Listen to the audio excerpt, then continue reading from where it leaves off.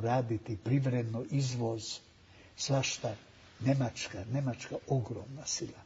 Možemo je voljeti, ne voljeti, to je zaista jedno sasvim drugo pitanje. Ali to je jedna ogromna sila koju moraš uzeti u obzir. Jer trebaš da živiš. Ti ne možeš živjeti od slave.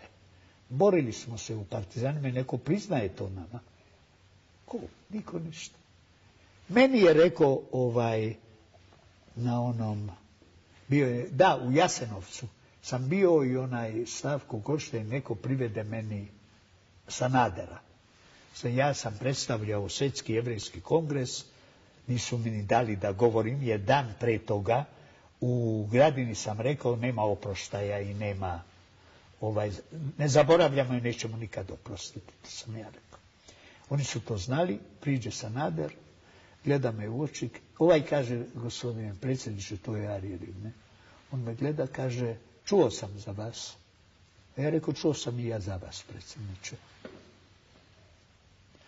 I oni su meni rekli da je Hrvatska bila ta koja je vodila partizanski rat. Sad, šta da kažem na to?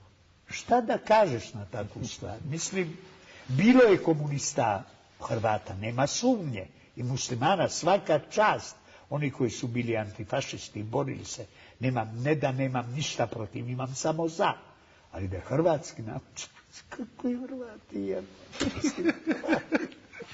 Dobro ćemo ženo pauzu reklame.